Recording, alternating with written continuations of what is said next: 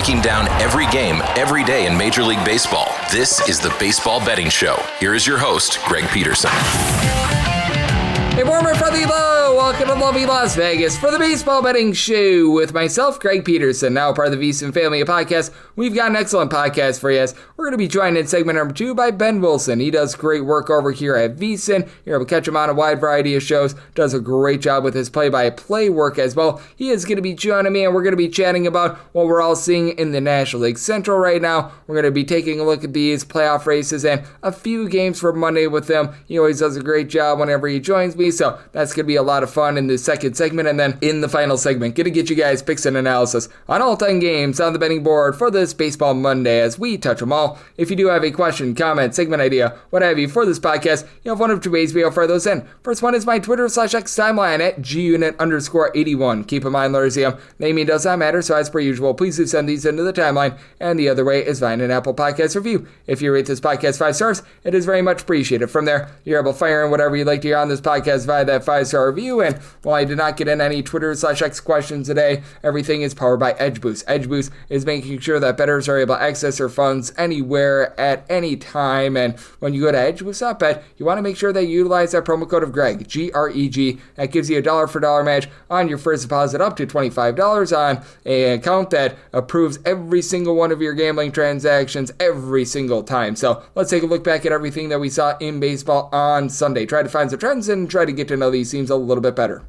Games from yesterday is Greg buzzing about. Here is the rowdy recap. The Atlanta Braves are now 11 games below 500. They've been one of your least profitable teams in all of baseball. They lose to the Baltimore Orioles just by kind of 2-1, and I mean, it's really been a case where this team has not been able to score a lot of runs. You take a look at the Atlanta Braves thus far this season and what they've been able to supply at home, and it's been a lot of unders. 15 overs, 28 unders, and 3 pushes thus far this season. Only the Texas Rangers have a higher under rate at home this season. And for Baltimore, Trevor Rogers, he was in the neighborhood of giving up 0 runs in 6 2/3 innings. Yunier Cano, don't you know it's scoreless inning? Gregory Soto not out of the bullpen. Seranthony Dominguez does allow a solo home run as it was number 13 of the season for Sean Murphy, and that was it. Grant Holmes, solid start, 2 runs allowed in 6 innings. Did give up a home run in this one to Jackson Holiday. 11th home run of the campaign. From there, Dylan Lee, Pierce Johnson, Rossiel Iglesias all ended scoreless inning, but another loss out there for the Atlanta Braves and a W for the Boston Red Sox. They take down the Washington Nationals just by a count of 6-4. As for Boston, Garrett Crochet, 2 runs allowed over the course of 5 innings. He did have Justin Wilson give up a run in 2/3 of an inning. Jordan Hicks, he allows a run in an inning, but you had Aroldis Chapman, Garrett Woodlock, both come in for a scoreless inning. Greg Weissert in out of the bullpen scoreless, and it was indeed story time. He gets his 14th home run of the season. Then a little bit later on, Ceddanne Rafaela, his 11th home run of the campaign. That one comes off of Andrew Chafin. For Chafin, gives up that solo home run in his inning of work. Yeah, Mason Thompson, Kyle Finnegan combined for a scoreless inning. Brad Lord, he gives up 2 runs in an inning. And Jose Ferrer, a scoreless inning. Cole Henry, he goes 1 1/3 inning scoreless. But for the Young Guns starter, and Shinakusuke, hopefully I said that correctly, Ogasawa, he comes in and he's the Japanese import pitcher. He comes over from the Chunichi Dragons. 4 runs allowed in 2 2/3 innings. Not the debut he was looking for, and for the Nationals, they strand 15 men on base in this one. Chase Burns looked quite a bit better in this start, but the Reds do fall by a count of 3-1 to the Philadelphia Phillies. Mr. Burns gives up 1 run in 4 2/3 innings. From there, Sam Bull, he gives you an out of the bullpen. Scott Barlow, Graham Ashcraft, they land a scoreless inning, but Tony Santillan gives up a home run. 2 runs in total over the course of his inning of work to Bryson Stott, 6th home run campaign, and that was the difference. As Zach Whelan and Dylan Wheeler, he was wheeling and he was dealing. 12 strikeouts, complete game, does allow a solo home run as Austin the Say's kid got his 8th home run in the campaign, but that's all the damage that would be done. For the Detroit Tigers, they put a hurting on you if you had the under in this game. This might be the worst beat of the baseball season. This game was 1-0 going into the top of the 9th inning. A wild pitch from Emmanuel Clase that was really on Bo Naylor causes 1 run to score. The Tigers had 1 hit in the first 9 innings, and then they erupt for a 6th spot in the 10th inning to win this game by a count of 7-2. Tariq Skubal, as always, amazing. 10 strikeouts, he was able to give you 7 scoreless innings. From there, he had Bailey Horn give up a run in a third of an inning, and you had Mr. Chase Lee give you 5 outs out of the bullpen scoreless. Carlos Hernandez, he gives up an unearned run in his inning of work, but for the Cleveland Guardians, just a big giant issue for them in the 10th inning as Cade Smith gives up a home run to Riley Green, 22nd home run of the campaign, and then to Trey Sweeney's 5th home run of the season after Gavin Williams, great. 1 hit allowed in 6 shutout innings. Hunter Gaddis, 5 outs out of the bullpen scoreless. Eric Sabrowski, an out of the bullpen scoreless. Emmanuel Clase puts a guy on due to a, I believe, hit by pitch, and he allows a run in his inning of work with a wild pitch. And then Cade Smith, 6 runs, 4 of which were give it up in a third of an inning before Jacob Junis gives you a pair of outs out of the bullpen scoreless. For the Milwaukee Brewers, they find a way to get the job done on the road against the Miami Marlins, this by a count of 3-1. As for the Brewers, you had Mr. Jackson Chourio go deep off of Edward Cabrera. His 15th home run of the season, drove in all 3 runs for the Brewers as Cabrera gives up 2 runs over the course of 7 innings. You had Valentin Belozo, not pitch like a bozo, 1 run allowed over the course of his 2 innings of work. And for the Marlins, it was Heriberto Hernandez who got the lone run in the game. That was off of Brandon Woodruff, solo home run, 3rd home run in the campaign as Brandon Woodruff first start on an MLB mound since 2023, and he looked good. Gave up that solo home run in 6 innings of work. Grant Anderson, Abner Uribe, Trevor McGill from there, all able to lend a scoreless inning. Yeah, the Kansas City Royals play yet another under, and they get the job done against the Arizona Diamondbacks, this by a count of 4-0. As for Kansas City, 35 overs, 56 unders, and a push. So north of 61% of their games are going under the total. For Kansas City, pair of bombs in this one. Bobby Witt Jr. off of Anthony DeSclafani, 12th home run in the campaign. And Salvador Perez also go deep off of DeSclafani, 10th home run in the campaign. DeSclafani gives up those 4 runs over the course of 4 innings. From there, Jalen Beeks a scoreless inning. And then from there, Bryce Jarvis, 4 scoreless innings. So he held down the 4th, and for the Royals, Michael Lorenzen was great. 7 scoreless innings. Lucas Erceg, Carlos Aceves. They give you shutdown 8th and 9th innings. For the Seattle Mariners, they win a 1-0 slog against the Pittsburgh Pirates. This was a heck of a pitching expose. For Paul Skeens, yanked after 78 pitches. Do feel like the Pirates might be load managing him, but he had 10 strikeouts along the way. Carmen Bolodzinski gives up a home run in 2 2/3 innings. Randy Arozarena is getting hot. 14th home run in the campaign. From there and out of the bullpen from Genesis Cabrera. And for Seattle, George Kirby had it. 6 1/3 innings, scoreless, 9 punchouts. Carlos Vargas from there, a pair of outs out of the bullpen scoreless. Gabe Spire, Andres Munoz. They give you scoreless 8th and 9th innings. The Colorado Rockies find a way to avoid the sweep at the hands of the Chicago White Sox. 6-4 the final. Zach Ognos comes in, and he was able to hold down the fort for the Colorado Rockies as he goes 1 1/3 innings, allows a run, gets a W after Chase Stolander gives up 3 runs in 3 2/3 innings. He just does not pitch well at home. But from there, Juan Mejia, 2 scoreless innings, Victor Vonnick, Seth Halverson, they both lend a scoreless inning, and pair of bombs here for Colorado. Michael DeGlia off of Dan Altavilla, 10th home run of the campaign, and you had Shane Smith give one up to Mickey Moniak, his 13th home run of the season. Smith did not have it in this one. 5 runs allowed in 4 1/3 innings. Dan Altavilla gives up that home run in his 2/3 of an inning of work. And Mike Vasil in long relief, very good. 3 scoreless innings, and the Tampa Bay Rays were good at the plate. 7-5, they take down the Minnesota Twins as Drew Rasmussen only lasted 2 innings in this one. He does give up a solo home run as he gave that one up to Byron Buxton, 10th home run of the season. Off of Mason Montgomery later on, Harrison Bader gets his 10th home run of the campaign. Montgomery, he goes for a third of an inning, giving up 2 runs. But how about Joe Boyle? Oh, Boyle rules with 5 scoreless innings. Pete Fairbanks, he gets 5 outs out of the bullpen scoreless. Eric Jose in the 10th inning gives up an unearned run. And Taylor Walls, he was able to go deep off of Joe Ryan, his 3rd home run of the campaign, as Ryan gives up 2 runs in 6 innings. And this Twins bullpen that has become a big giant issue, well, it was an issue once again, as you did have Brock and Roll Stewart give you a scoreless inning along with Louis Varland, but that said, you also had Griffin Jacks give up 2 runs in his inning of work, and Justin Topa 3 runs, 1 of which was earned, give it up in the 10th inning, and that was ultimately the difference. The difference in this game was the fact that you were able to get some very magnificent offense from the New York Yankees. 6-4 the final is. The Yankees have now scored at least 5 runs in, I believe, each of their last 6 games. Like, they've been doing a solid job there. It's the pitching that has been really acting up on them. Max Fried does give up 3 runs over the course of 5 innings, and then from there, Jonathan Loaizaga gives up a run in an inning, but you did have Mark Leiter Jr., Tim Mill, be able to piecemeal together 2 scoreless innings, and then from there, you were able to get a scoreless inning out of Devin Williams to be able to get that save. And for the New York Yankees, you did have Aaron Judge go deep off of Brandon Waddell for his 33rd home run of the campaign, and Austin Wells, he hit it Wells off of Zach Pop for his 13th home run of the season. For Pop, he had things popping for a loss. 3 runs allowed in 1 1/3 innings. Chris Savinsky, the opener, 2 scoreless innings, and Brandon Waddell gives up 2 runs in 2 2/3 innings, including that bomb to Aaron Judge. Oscar Brzobin, he gives up a run in his inning of work, and then you had 2 scoreless innings as well out of Rico Garcia to be able to hold down the fort for the Metropolitans. for the Blue Jays, they hold it down with a 3-2 win over the LA Angels. As for the Halos, you had in this game 12 men stranded on base, and really their main form of offense was Mike Trout. 14th home run of the campaign. That comes off of Kevin Gausman.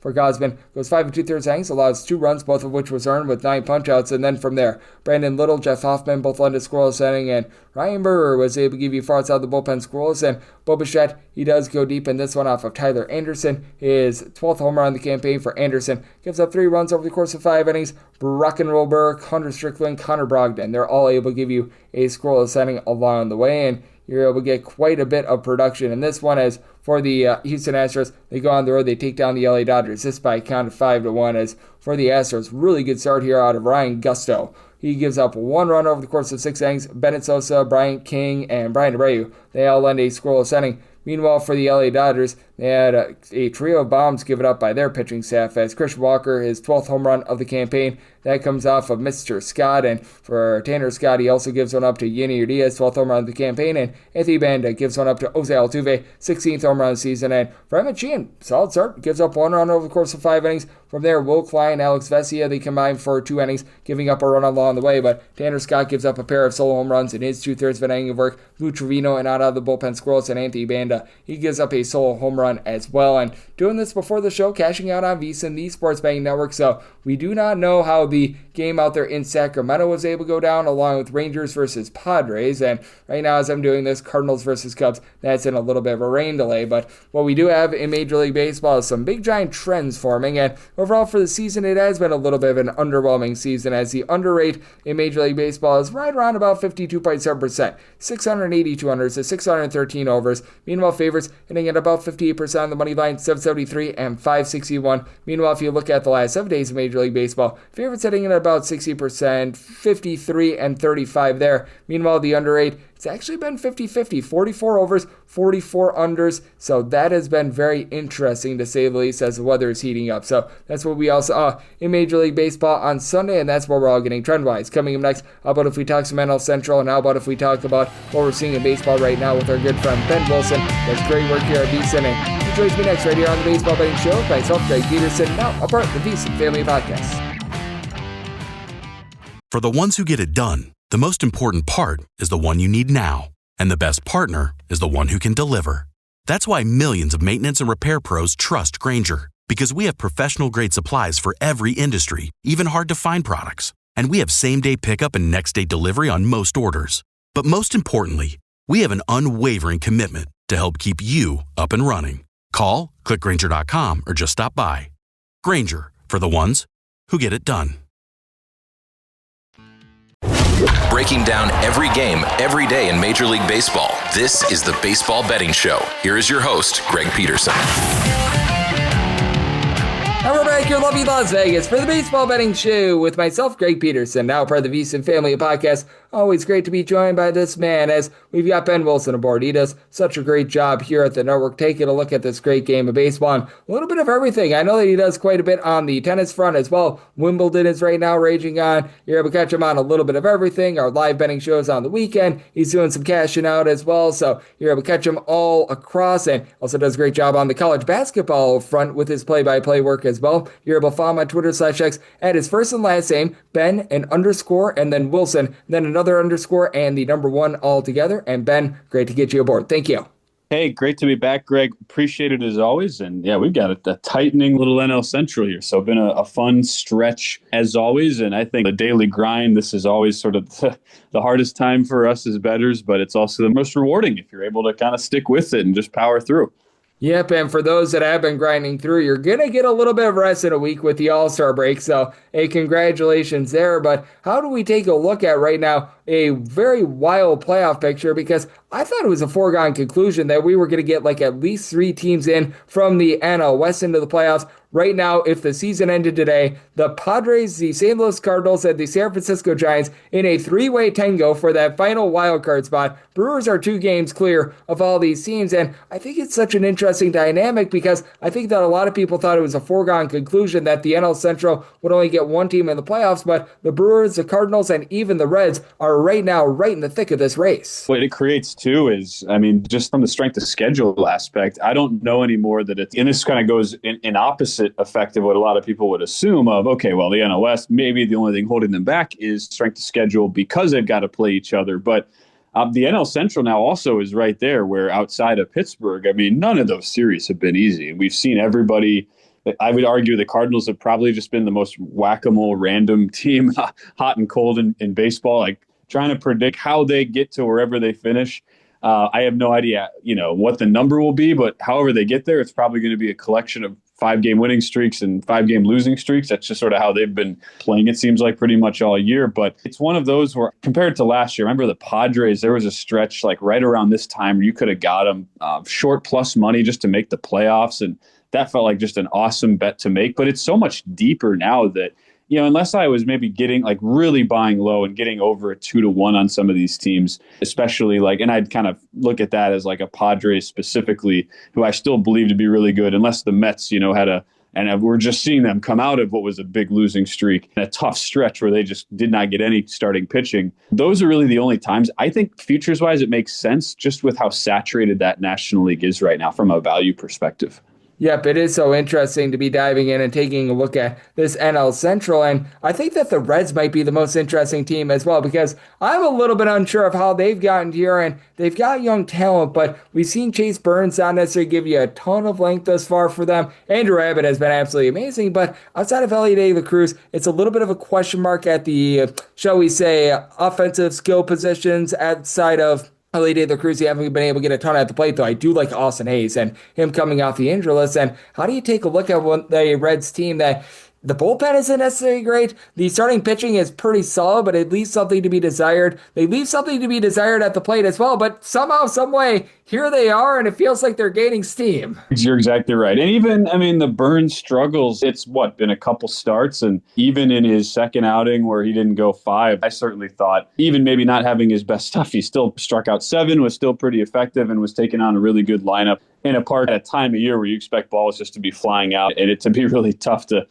put together a good start. I continue to think better days are ahead for him. Just having, covered him extensively, doing the college baseball work that I do. I mean, this guy, a lot of my colleagues who cover that were so high on him just because of the consistency and how his stuff was likely to play at the big league level. We've seen a couple small glimpses of that, but I would not sleep on Burns whatsoever. It's tough to see another C Burns, even though the spelling might be different, for another NL Central team, not named Corbin Burns, when you're a Brewer fan, Greg, like you and I are. So that's the thing that worries me as a fan of another team within that division. But I do think he'll be really good. For the actual team, some of the first 5 unders have been really good for Cincy, where they're just, like you say, the bats just seem to be completely asleep at the wheel. And outside of De La Cruz, I really do like Hayes, but it's hard to get excited about the rest of their lineup on a lot of nights. And you combine that with the pitching that's keeping them in games, and you tend to see a lot of these 1-1, 2-0 sorts of games going into the later innings with the Reds, and then all bets tend to be off. But that can be a good way,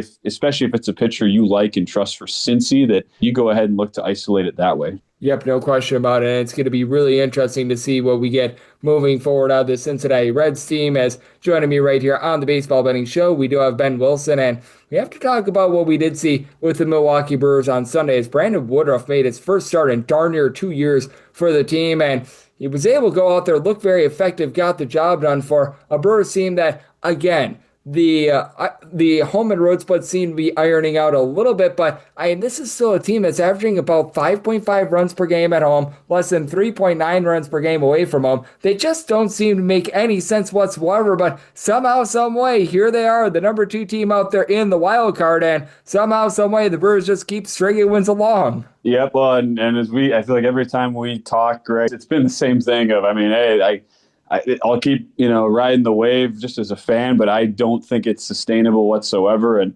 there's nothing that I've seen to take me off that stance, even though, the longer we talk and the season goes on, the more they're still right there in the mix, and how they've gone from fringe wild card to actually, as you mentioned, that number 2 spot. And I think a lot of it just, has to do with and you saw it even in the Miami series, even going back to the Saturday game, where just the runners in scoring position numbers, they have so many opportunities, and in a lineup where I think how you explain it is there's lots of guys that were not expected to be legitimate middle of the order, big contributing sort of guys like Milwaukee, but who are all having good seasons. And so when they then, as a result, come up in some of these spots on the road and, the numbers look good because of, as you mentioned, the home road splits, I think that's where maybe we're seeing some of the youth, the inexperience show. And I mean, Isaac Collins is one of the names that comes to mind as a guy who's really been a pleasant surprise for Milwaukee. They've got him kind of out of nowhere. And even a Sal Frelick, who's having a great, near 300, having a great year. And even for him, who I feel pretty confident in, actually, of all the hitters you could throw out there. Now he's at the top of the order and all that. So that's kind of how I explain it, is just some guys hitting over their heads that then when it gets to a tough spot and you're on the road, you got bases loaded, one out, and the Brewers have had a lot of those situations where they have not capitalized on recently, especially in road series.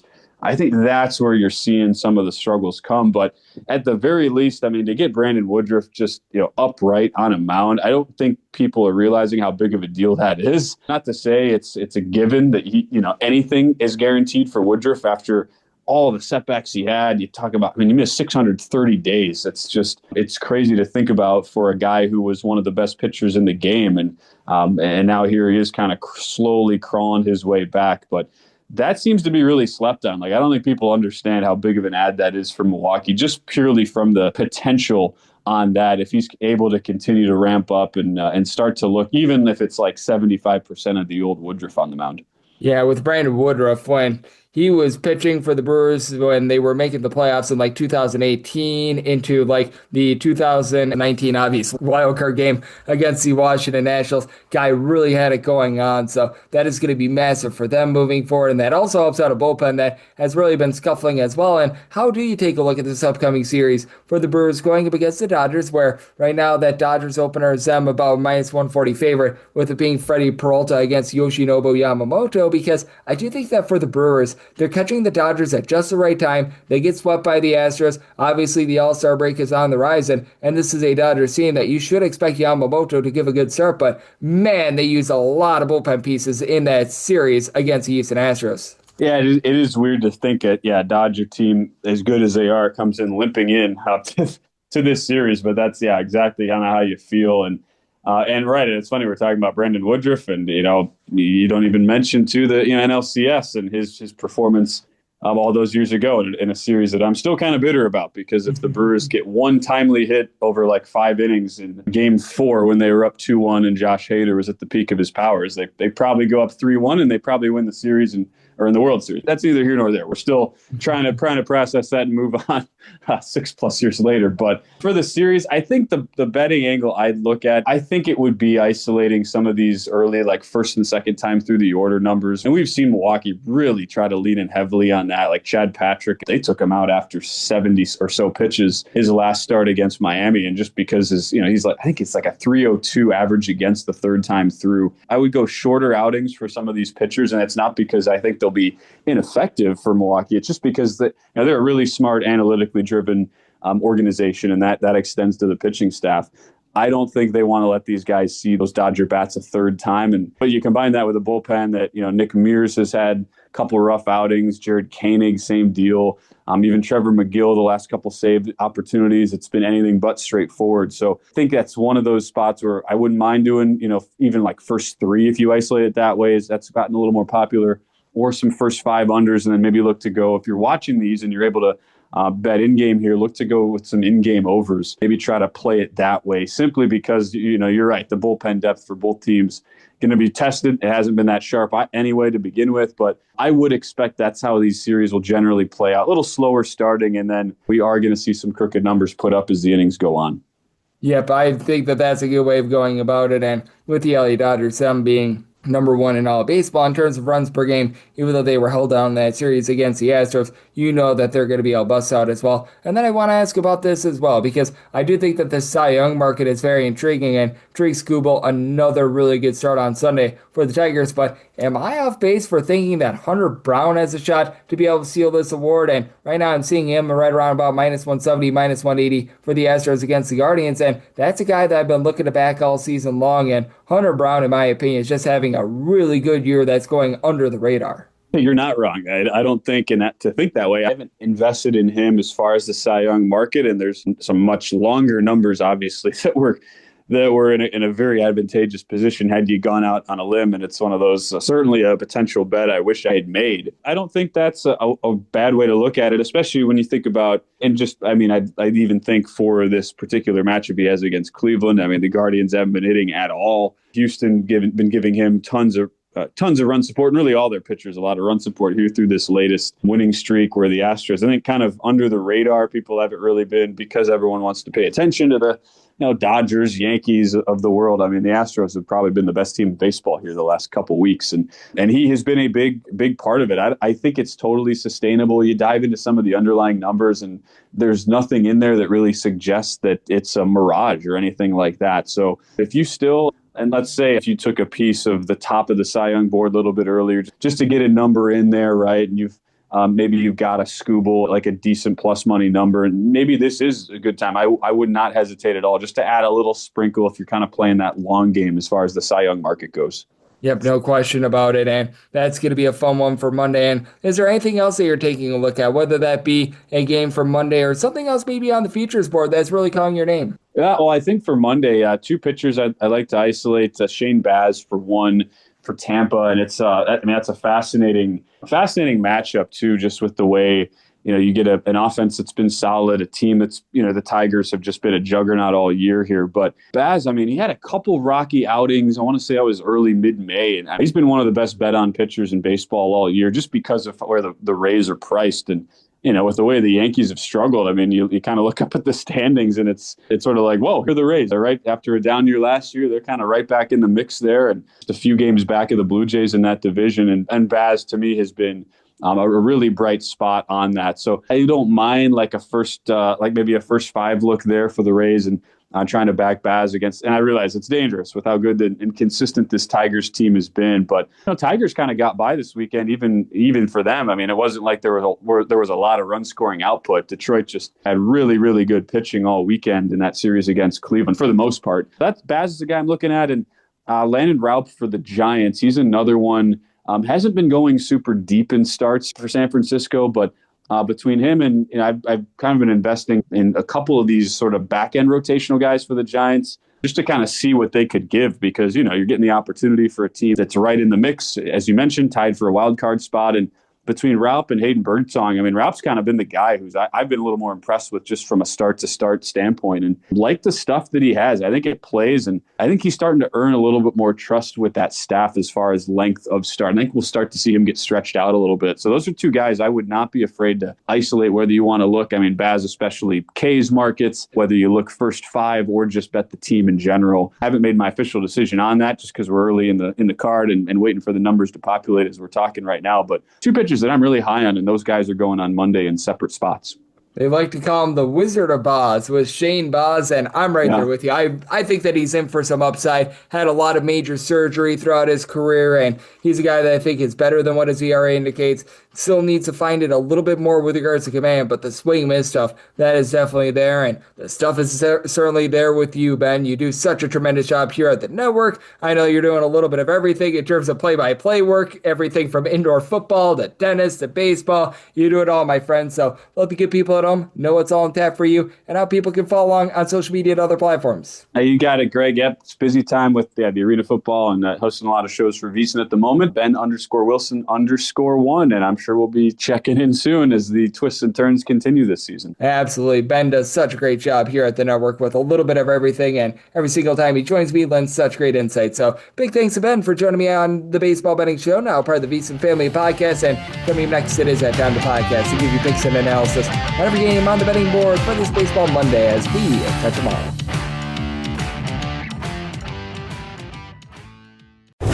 Breaking down every game, every day in Major League Baseball. This is the Baseball Betting Show. Here is your host, Greg Peterson.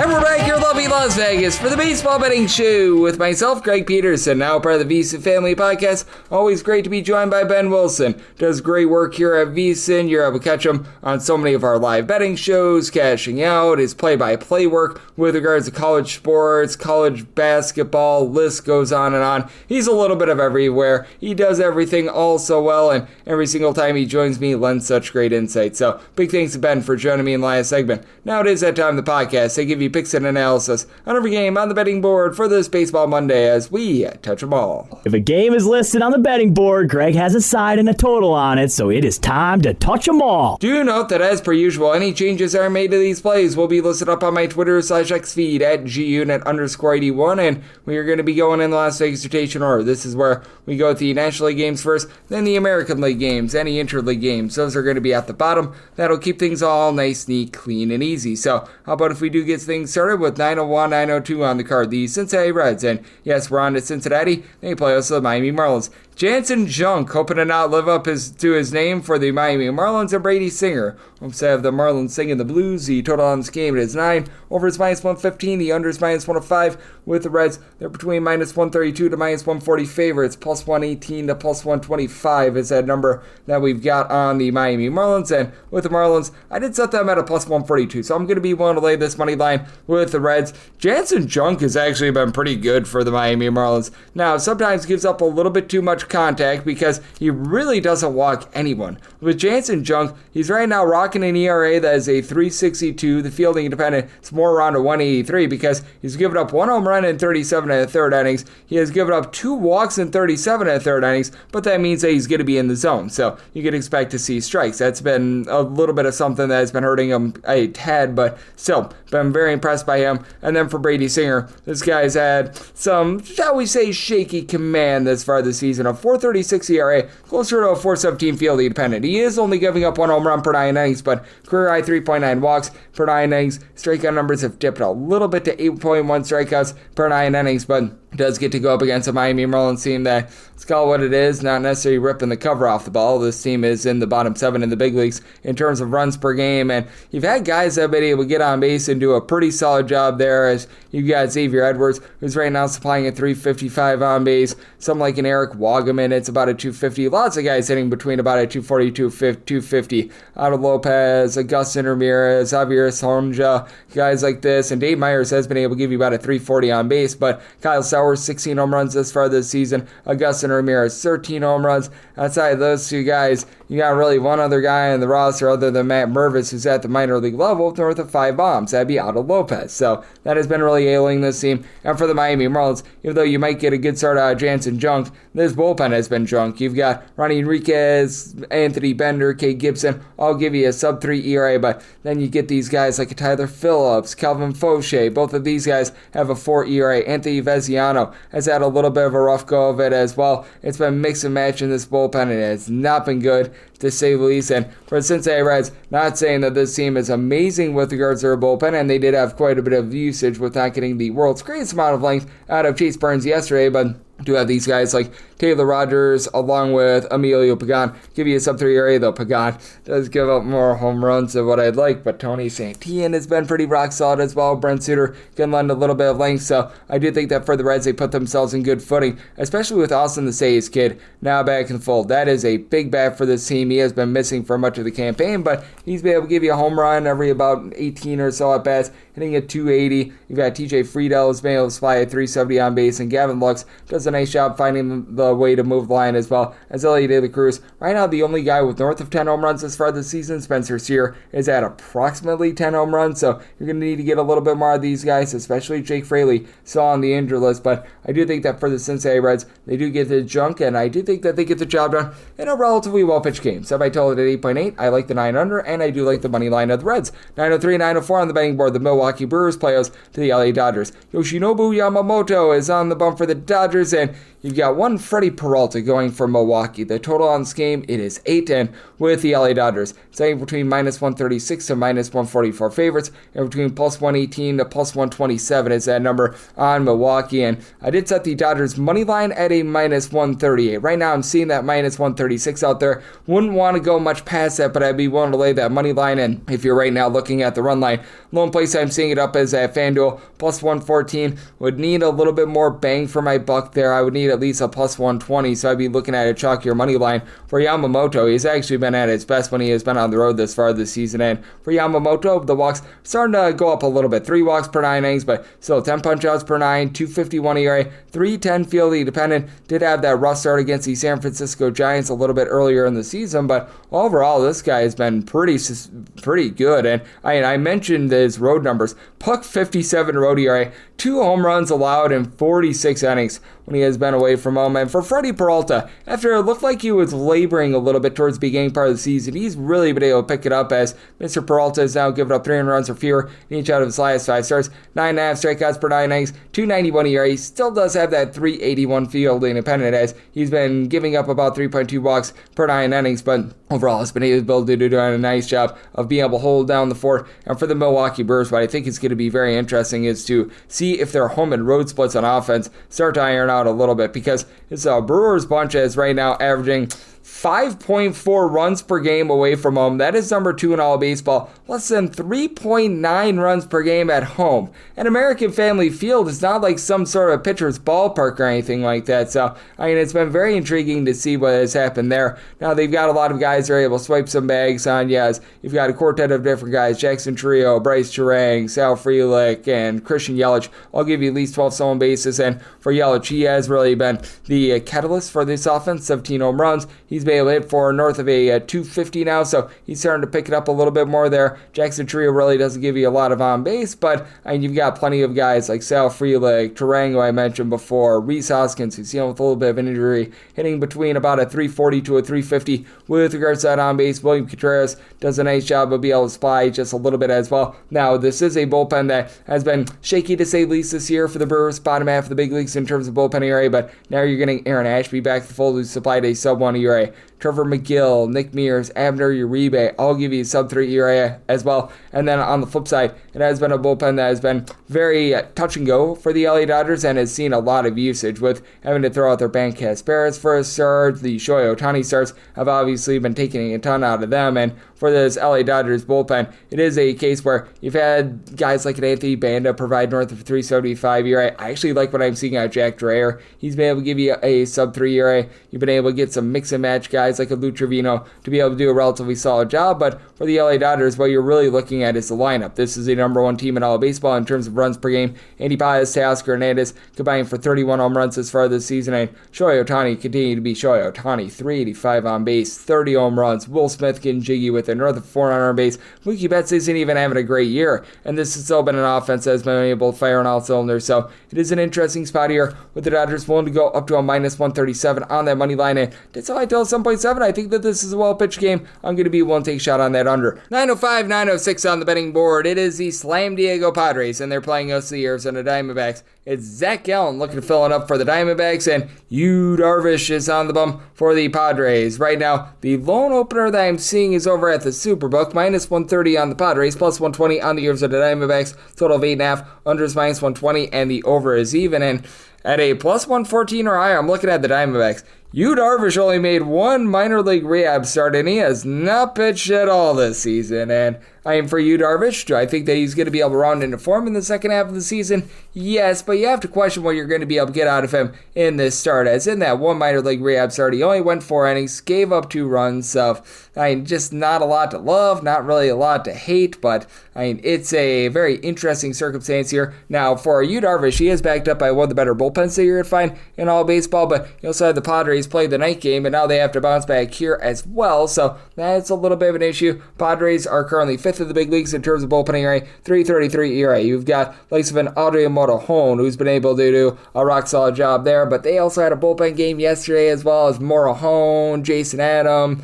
David Morgan, who was the opener yesterday. These guys have been able to give you a sub-325 ERA, and Robert Suarez has really been an issue in the bullpen. He has blown like 3 saves over the last 2 weeks, and on the flip side, you do have an Arizona Diamondbacks team that really, other than Shelby Miller, among guys that have pitched at least 15 innings as far this season, none of these guys are really giving you a sub-4 ERA. You've had the likes of a Jalen Beeks, you've had Ryan Thompson, Justin Martinez, all really act up. 5.15 bullpen ERA for them. They're looking to Taylor Scott to be able to help them out, but it has been a Diamondbacks team, has been a top 5 team with regards to runs per game. Ketel Marte of the Marte Parte, home run every 12 or so at bats. He's been able to give you 400 on base, and Eugenio Suarez, 27 to 28 home runs out of him this far this season. And you've got guys in general that are moving the line, even with Gabriel Moreno. Oh, you've got Josh Naylor, who's been able to hit about a 300. You've been able to get good production on Geraldo Perdomo as well. And then on the flip side for the Padres, a trio of guys, Gavin Sheets, Manny Machado, along with Fernando Tatis Jr., who've all been able to give you at least 13 home runs. And For the Padres, they're not the world's worst team at getting on base. Luis Rise, a little bit down for his standards, but he's still hitting at about a 290 as well. But it has been a case where for the San Diego Padres team, the power's not really been there. One of your bottom 8 teams in terms of home runs on a per-at-bat basis. Catcher spot has been rough for them. They were banking on Jason Hayward to be solid. They had to DFA him, so it's very interesting circumstances, especially with Zach Gallen struggling this far this season. For Zach Gallen, I have to wonder if there's residuals on the amount of innings that he threw a few seasons ago when the Diamondbacks made the World Series. 5.45 ERA, 4.97 fielding independent. Coming off of one of his best starts of the year, he gives 10 strikeouts, gives up 1 earned run against the San Francisco Giants, 2 total runs as there was an under run in there, but he's still given up 4+ runs in 4 of his last 5 starts, so it does make it an intriguing circumstance.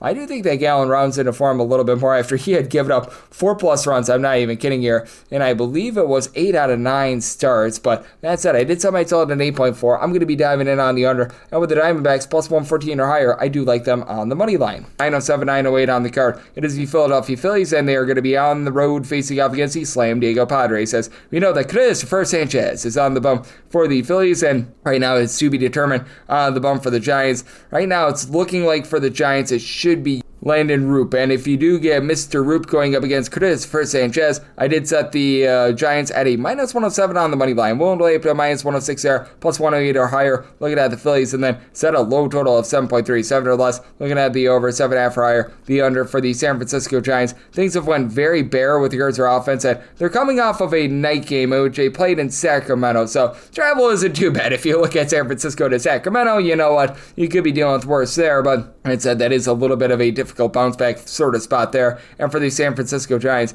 it's been a case where Jungle Lee just has not been great for the team, hitting about a 245, and over the last 30 days has been hitting pretty much below the Mendoza line of 200. Now they're getting Matt Chapman back. He's been able to give you 365 on base, 12 home runs, and that's big because you've only got one other player that has more bombs than him. Eloy Ramos, 14 home runs, about a 350 on base.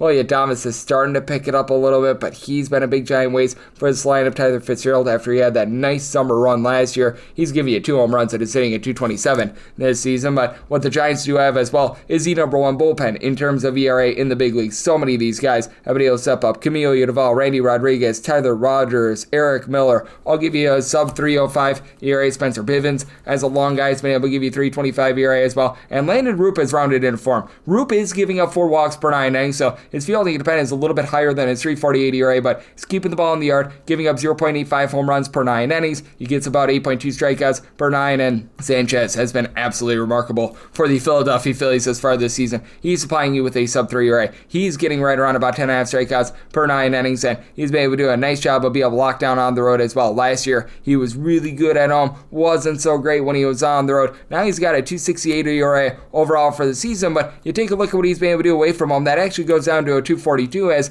on the road he's given up 2 home runs in 52 innings thus far this season. Here's the issue that you've got with the Philadelphia Phillies, though. It is this bullpen. It is a bullpen that's currently in the bottom 8 in the big leagues in terms of ERA. You've been able to get some relatively good innings out of Ryan Kirkering, a sub 250 ERA, but he's pretty much the lone regular for this team that's giving you a sub 320 ERA. Tanner Banks has been able to give you about a 320 ERA. You've got Max Laser, Matt Strom just above a 3.5. Tom Walker has been okay as a long guy, but and it's been a lot of mix and match and just a big giant what you gonna do there. And for the Philadelphia Phillies, this team is outside the top 15 with regards to home runs on a per at-bat basis. Starting to get a little bit more power. The likes of Max Kepler, Trey Turner, Nick Castellanos, 10 to 11 home runs apiece there. But I mean, it's all about Kyle Schwarber. 27 home runs, north of a 380 on base. I mean, really, other than that, the power has not necessarily been there. You are getting Bryce Harper back at the fold. He's giving you about a 365 on base, so have to figure that he's going to be able to get it going a little bit. But Yohan Rojas at the bottom fold has been a little bit rough. Now, you do have JT Realmuto hitting at 250, and a lot of these guys are able to give you about 10 to 11 home runs. Sangs, Max Kepler are hitting above a 270, so that helps out this team a little bit. But that said, with regards to the San Francisco Giants, I do think that bullpen pitching is going to be big, and what I think is going to be a pitcher's duel. 7 or less, looking at the over, 7.5 or higher, the under. So the Giants, where I'm willing to lay up to minus 106 with them, plus 108 or higher. Look at that, the Phils, 909, 910 on the betting board. It is the Tampa Bay Rays, and they have to they're facing off against the Detroit Tigers. The the Boss, Shane Baz, the Wizard of Baz, goes for the Rays. And right now for the Detroit Tigers, it reads to be determined, which is most likely going to be a bullpen game because it looks like Jack Flaherty's going on Tuesday. I set the Tigers at a minus 124, so we'll be willing to lay up to a minus 123 there, plus 125 or higher looking at the Rays, and then set a total of a 9.1, 9 or less looking at the over 9.5 or higher, the under. This has been a Tampa Bay Rays team that has really been able to rise up in terms of their offense, as you've got Junior Caminero along with Brandon Lau both being able to supply 18 plus home runs for the team this season, and you've got a lot of stolen base qualities with the team as well. Chandler Simpson along with Jose Calabreo have both been able to give you north of 20 stolen bases, and Jake Magnum has been a pretty good base stealer as well. The bottom of the lineup is still having its issues, likes of Matt Theus, Christopher Morel, Taylor Walls. These guys hitting a 235 or lower has been a little bit of an issue, but Theus is actually giving a 375 on base, so shout out to him. But you've had Magnum along Chandler Simpson, both hitting in that neighborhood about a 300. Jonathan Aranda just below a 400 on base. Yandy Diaz, he's up to 12 plus home runs, and he's been able to hit north of a 350 over the last 35 days. He has been absolutely white hot. And for the Tampa Bay Rays, still one of the better bullpens in all of baseball. If you look at the raw ERA, it's certainly been a little bit rough for them, but I mean, you saw these guys like Eric Clevenger, Kevin Kelly, Pete Fairbanks, Eric Orze, so many guys that'll be able to give you a sub 325 ERA, so I do think that they're going to be able to pick it up quite a bit there. And then on the flip side for the Tampa Bay Rays, they do have to go up against a bullpen of the Detroit Tigers that, I mean, it's right around about league average in terms of their ERA, but you still have the top guys doing a really good job of being able to lock it down, as you've had Tommy Kahnle, Will Best, Chase Lee, all be able to give you a sub 335 ERA. Bailey Horn, who they threw yesterday, is about a 338, so I mean, these guys are getting the job done. Bryant Herter is able to give you multiple innings if you have a poop out from Jack Flaherty, and this is a Detroit Tigers team that finds themselves in the top 6 in the big leagues in terms of runs per game, dealing with an injury right now to Kerry Carpenter, but Spencer Torkelson, Riley Green, both of these guys have been able to give you 18 plus home runs. Green is up to 22 bombs and hitting at 285, and they're not solo shots because Cole Keith is now moved line, hitting for about a 340 on base. Gleyber Torres, Javi Baez, these guys are in that neighborhood about a 280. You've had Dylan Dingler do a nice job reaching base. Wencio Perez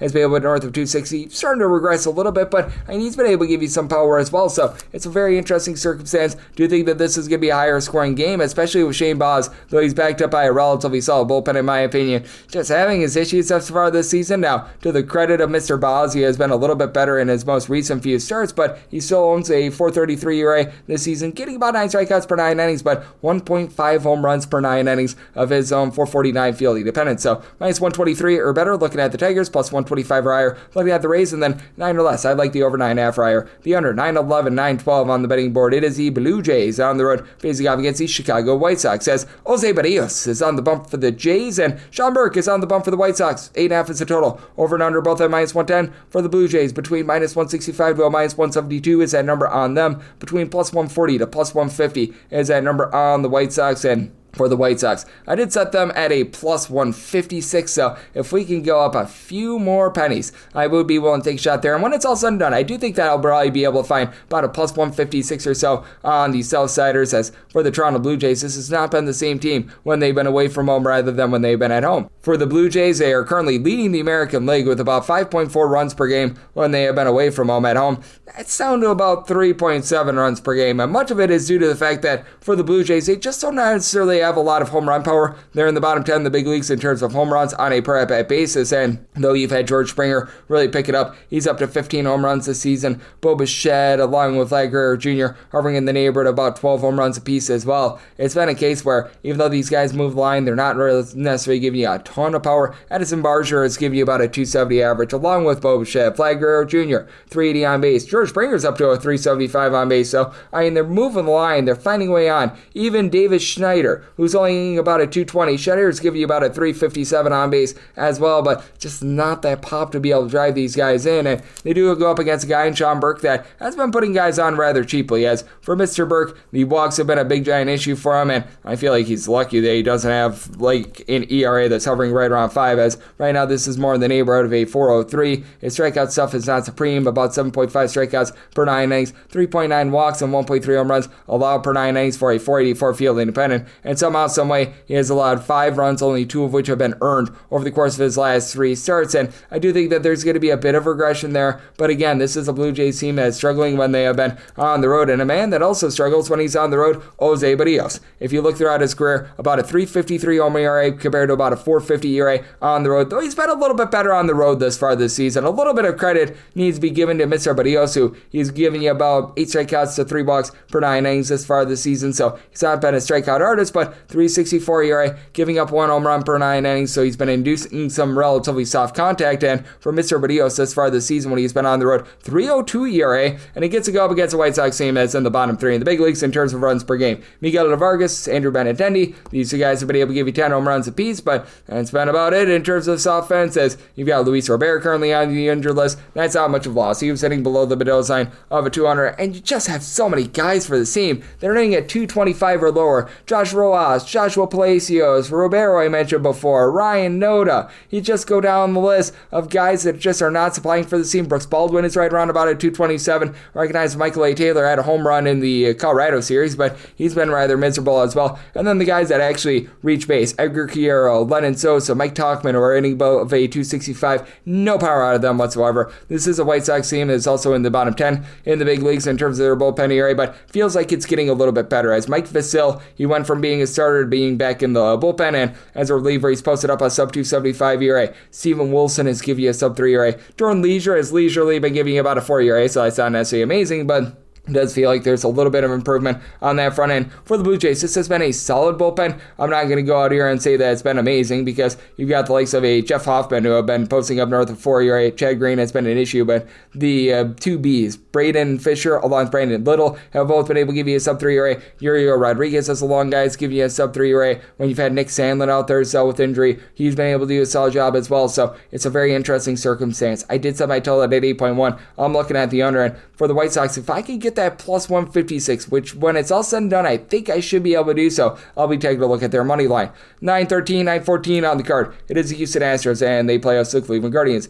The starter was supposed to be Hunter Brown, but it appears as though we're having a flipperoonie to Colton Gordon going for the Houston Astros. Tanner Bybee goes for Cleveland. Let's open up with the Astros being more around about a minus 180, now seeing between minus 150 to minus 165, plus 135 to plus 150 is that number on Cleveland. 7 to 7.5 is the total. On the 7, over is minus 115 to minus 125, under is between plus 105 and minus 105 on the 7.5, under is minus 125, over is plus 105, and if you're seeing the run line here, I'm seeing in some places a plus 140 on the Astros, and I'd be looking there. If you do get Colton Gordon, I set the money line price more around a minus 146, but I was willing to take anything of a plus 137 or higher with regards to this run line for Colton Gordon. He's been able to do a pretty solid job in terms of keeping the walks down. He's giving up only about 1.5 walks per 9 innings. He has been giving up the deep ball recently, giving up north of a home run half per 9 innings, but overall has been able to do a nice job in terms of being able to give this team just some good innings in general, and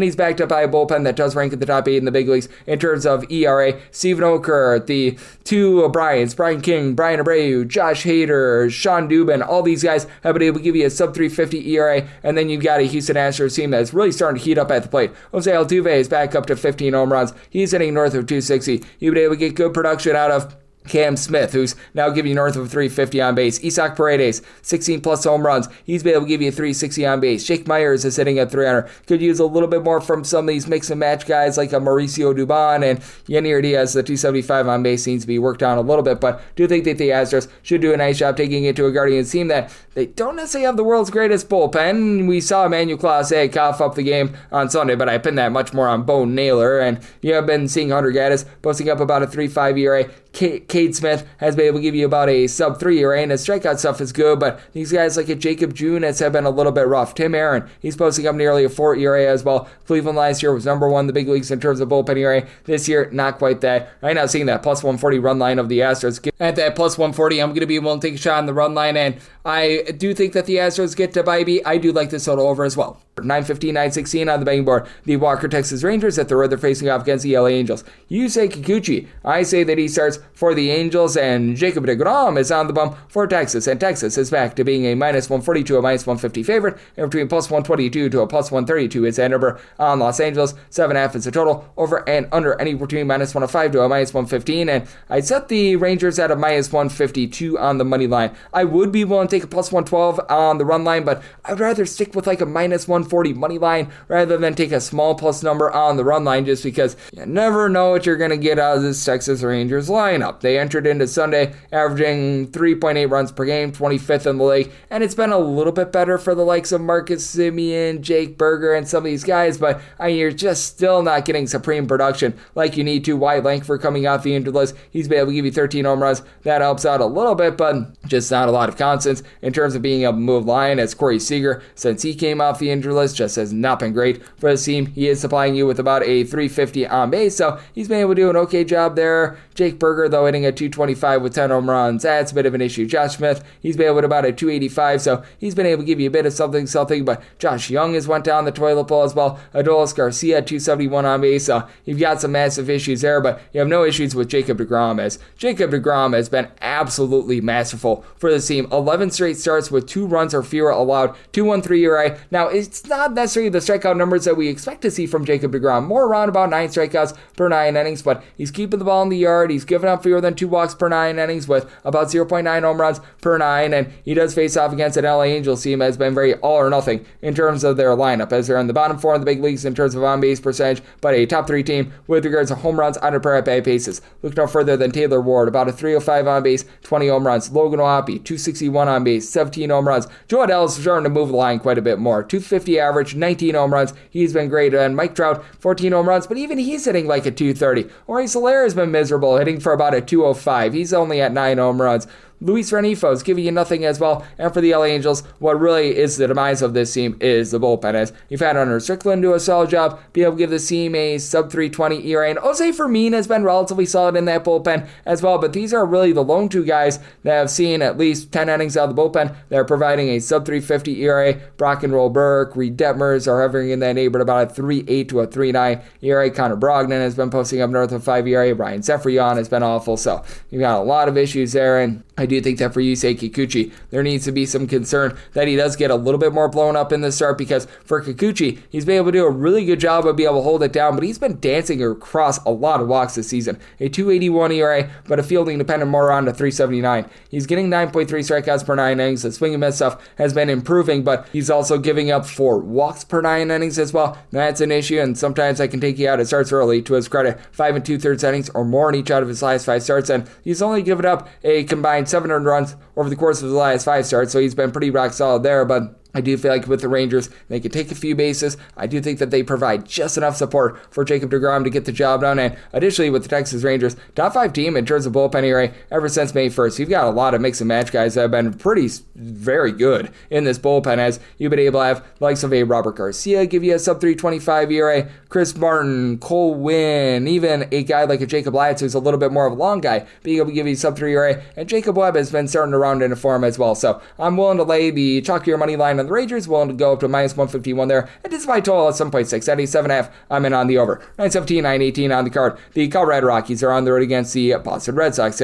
So Richard Fitz on the bump for the Sox, and Austin Gomber hopes to not get Gombered up for the Rockies. 10 is the total. The under is -115. The over is -105 with Boston. And between -190 to -205. And between +160 to +175 is that number on the Colorado Rockies. And if you're looking to lay a run half right now with the Boston Red Sox, you're seeing that initial FanDuel opener coming out at a +105, and sign me up there. I was willing to lay up to a -132 for Austin Gomber. 12 runs allowed over the course of 14 2/3 innings in his last 3 starts, and it's just not very well supported. It's a Colorado Rockies team that does have a few okay bullpen pieces, the likes of a Jake Bird, Victor Vodnik, even Jimmy Harrigan give you a sub-425 ERA. It's not too bad, but they're still on the bottom 8 in the big leagues in terms of their bullpen ERA. Meanwhile, the Boston Red Sox have actually been number 7, and that's significant because with Richard Fitz, this is a gentleman that has a 4.50 ERA over his 7 starts this season, but he has won 4 innings or less in all 4 of his starts since April 12th, as he got a little bit banged up. He spent a little bit of time at the minor league level, so they're looking to build him up. But I mean, this has been a Red Sox bullpen that I'm not going to go out here and say it's been amazing, but if you get to Aroldis Chapman, he actually has been quite amazing thus far this season, as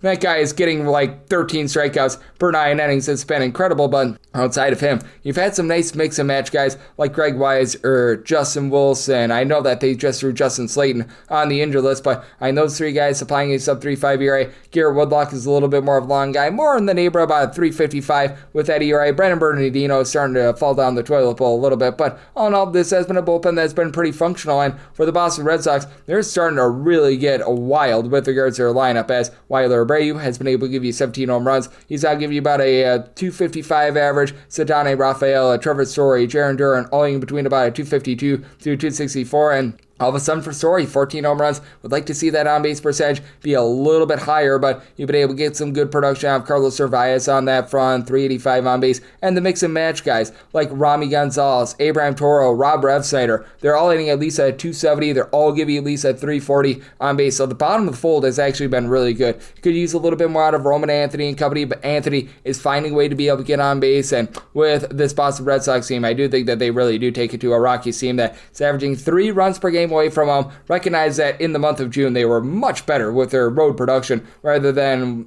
what we had seen in the beginning part of the season, but I still have a lot of question mark here. No question mark with Hunter Goodman. Double-figure amount of homers on the road this year, 16 overall home runs this year. Jordan Beck has been able to give you 10 bombs. He's giving you about a 325 on base, but then you've got the likes of Brenton Doyle, Michael Toglia, these guys that just have been mix and match and have not been able to give you anything whatsoever. Even Orlando Arcia. These guys have been hitting a 215 or lower. You just have not gotten anything whatsoever out of Ryan McMahon on the road, as he's hitting well below the Bedell line of 200 with only 4 home runs. Mickey Moniak has struggled away from home as well, so it is a circumstance where I do think that the Red Sox go out there, take it to the Rockies, and win this game by multiple runs. Did some I tell 9.2. I simply just don't think that the Rockies do their part with this total, so like the under, and I do like the run line of Boston, and we wrap things up with 919, 920 on the card. The Pittsburgh Pirates are on the road against the Kansas City Royals. Noah Cameron is on the bump for the Royals, Andrew Heaney goes for Pittsburgh. Pittsburgh is a solid underdog between plus 128 to a plus 135, anywhere between minus 143 to minus 157.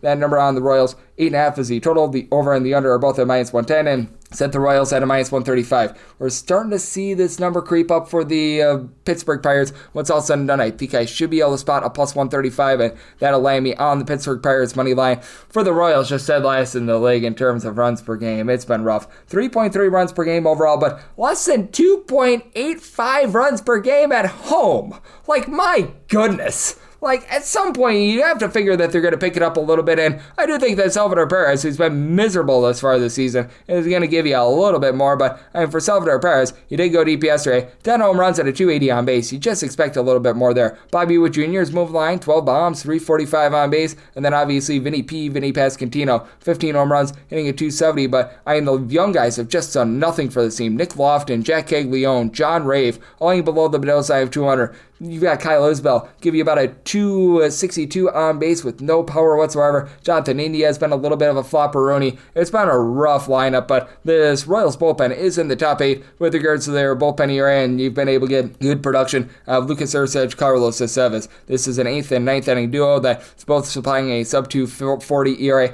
Now, Daniel Lynch was one of their better relievers. He lands on the injured list, but Steven Cruz is still giving you about a 2.1 ERA. You've had John Schreiber give you some solid innings. He's at about a 3.5 as well with regards to his ERA. And for the Pittsburgh Pirates, if you take a look at everything since May 1st, they have been a top 10 team in terms of their bullpen ERA. With Paul Skeens pitching yesterday, it's a pretty rested bullpen, as well as Dennis Santana, Caleb Ferguson, the 2 former Dodgers, have been able to give you a sub 3 ERA. David Benner, after a really rough start to the season, he's down below a sub 3 ERA. Chase Sjogren has been solid, but you've also got a Pirates team that's averaging about 2.9 runs per game away from home as well. You've only got 3 guys on the roster that have given you more than 4 home runs as far this season. Andrew McCutchen, Oneil Cruz, Brian Reynolds, and Oneil Cruz is a part of a cavalcade of different guys that are just out hitting for the team. He, Jared Trollo, Henry Davis, Alexander Canario, only get 222 or lower. Spencer Horwitz has been able to give you a little bit of production, hitting about a 250. So It's been nice, and shout out to Nick Gonzalez, hitting darn near 300. Doesn't give me any power, but he's able to move the line, get on base along with Isaiah Kiner-Falefa. But Tommy Pham, even though he's been a little bit better recently, he's been an issue as well. So it's a very interesting circumstance with a guy named Andrew Heaney, whose strikeout numbers are just way down this year. He's only been able to give you about 7 or so strikeouts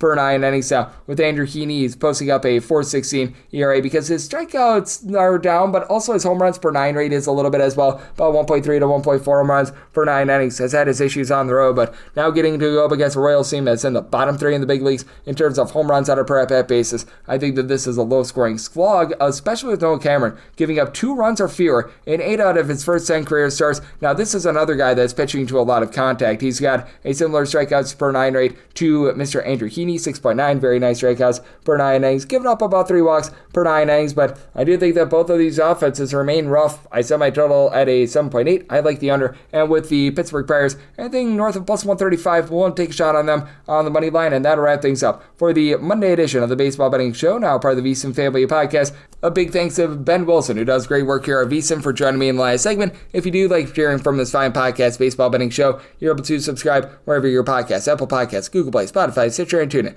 If you have a question, comment, segment idea, what have you for this podcast, you have one of 2 ways to be able to fire those in. First one is my Twitter/X timeline at gunit_81. Keep in mind, letters DM, name does not matter, so per usual, please do send these into the timeline. The other way is via an Apple Podcast review. If you rate this podcast 5 stars, it is very much appreciated. From there, you're able to fire in whatever you'd like to hear on this podcast via that 5-star review, and I'm coming at you guys every single day throughout the baseball season, and that means I'm back with you once again tomorrow. Thank you.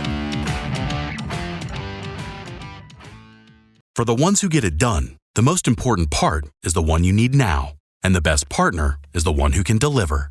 That's why millions of maintenance and repair pros trust Grainger, because we have professional-grade supplies for every industry, even hard-to-find products. And we have same-day pickup and next-day delivery on most orders. But most importantly, we have an unwavering commitment to help keep you up and running. Call, click Grainger.com, or just stop by.